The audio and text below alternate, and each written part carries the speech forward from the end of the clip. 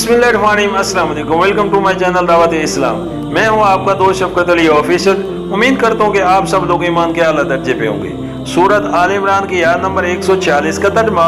इससे पहले कितने ही नबी ऐसे गुजर चुके हैं जिनके साथ मिलकर बहुत से खुदा परस्तों ने जंग की। अल्लाह की राह में जो मुसीबतें उन पर पड़ी उनसे वो दिल शिकस्ता नहीं हुए, उन्होंने कमजोरियां नहीं दिखाई, वो बातिल के आगे सरनगू नहीं हुए। ऐसे ही साबरों को अल्लाह पसंद करता है। सूरत आल इमरान हाशिया नंबर 107, यानी अपनी किल्लत तादाद और बेसरो समानी और कुफार की कसरत और जोर आवरी देखकर उन्होंने बातिल परस्तों के आगे सुपर नहीं डाली। सूरत आल इमरान की आयत नंबर 147 का तर्जुमा। उनकी दुआ बस ये थी, ऐ हमारे रब, हमारी गलतियों और हमारी कोताहियों से दरगुजर फरमा, हमारे काम में तेरे हदूद से जो कुछ तजावज हो गया हो उसे माफ कर दे, हमारे कदम जमा दे और काफरों के मुकाबले में हमारी मदद कर।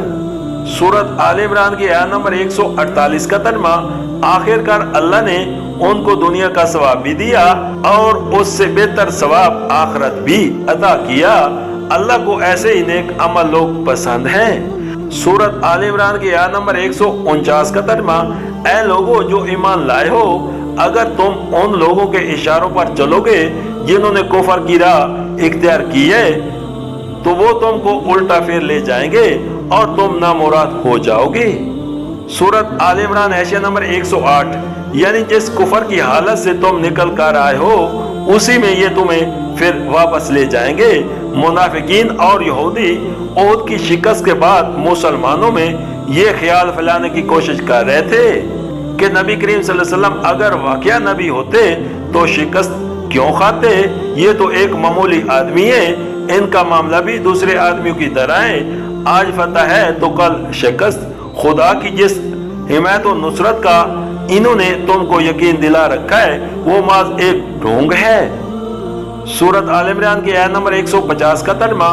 इनकी बातें गलत हैं, हकीकत यह है कि अल्लाह तुम्हारा हामी व मददगार है और वो बेहतरीन मदद करने वाला है। सूरत आल इमरान की आयत नंबर 151 का तर्जुमा। अन करीब वो वक्त आने वाला है जब हम मुनकरीन हक के दिलों में रहमत बिठा देंगे, इसलिए कि उन्होंने अल्लाह के साथ उनको खुदाई में शरीक ठहराया है, जिनके शरीक होने पर अल्लाह ने कोई सनत नाजिल नहीं की। उनका आखिरी ठिकाना जहन्नम है और बहुत ही बुरी है वो कयाम गाह जो उन जालिमों को नसीब होगी।